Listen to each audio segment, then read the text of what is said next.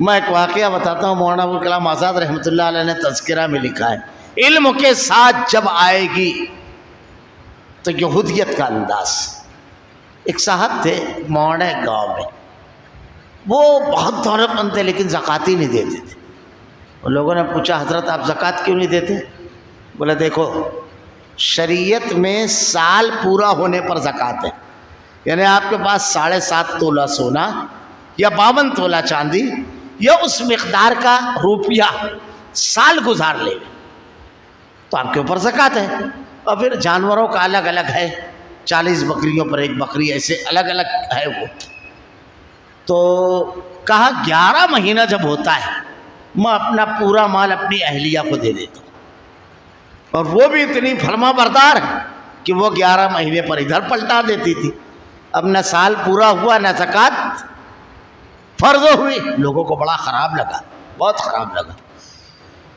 انہوں نے یہ مسئلہ لکھ کر مولانا محمود الحسن جو ہے شیخ الحدیث تھے دارالعلوم دیوبند کے، اور ان کو امام الہند بھی کہا جاتا ہے، ان کے پاس بھیجا. وہاں پڑے تھے وہ. کہا حضرت یہ ایسا کرتے ہیں؟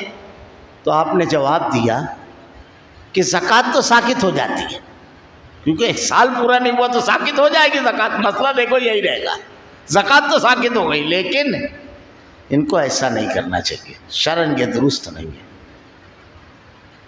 مولانا ابوالکلام آزاد رحمۃ اللہ علیہ کے پاس پورا مسئلہ لکھ کر بھیجا گیا.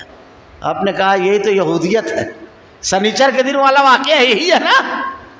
جب علم کے ساتھ آئے گا تو یہ انداز رہے گی، اور جب جہالت کے ساتھ آئے گی تو ایک واقعہ اس سے پہلے بیان کیا، آج پھر تازہ کر دیتا ہوں. اور شاید اس واقعے کو سنتے ہوئے آپ کہیں کہ کچھ کہہ رہے ہیں، لیکن ڈاکٹر حمید اللہ جیسا محقق آدمی اگر یہ لکھتا ہے تو آدمی سوچنے پر مجبور ہوتا ہے. تاریخ کی کڑوی سچائی ہے. ایک دور عیسائیوں پر ایسا آیا، یہ عیسائیت کی بحث پوری آگے آ رہی ہے. عیسائیت پر ایسا آیا کہ پادریوں نے جنت بیچنا شروع کی. جیسے آج کے دور میں ہے کہ وہ جو کنفیشن باکس رہتا ہے اس میں جا کے آپ اپنے جرائم قبول کر لو، ختم ہو گیا بات، آپ کے گناہ معاف ہو جاتے ہیں. جبکہ اللہ کے سامنے اعتراف جرموں، اس سے معافی اور آئندہ نہ کرنے کا عہد کرنے کے بعد توبہ جب ہوتی ہے، جب گناہ معاف ہوتے ہیں، کیونکہ اس میں بندگی کا شعور بیدار ہوتا ہے. میرا ایک رب ہے جو بڑا معاف کرنے والا ہے.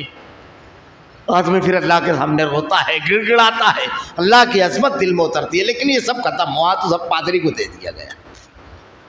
اب ہوتے ہوتے ایسا ہوا کہ ان لوگوں نے جنت بیچنا شروع کی فرانس میں.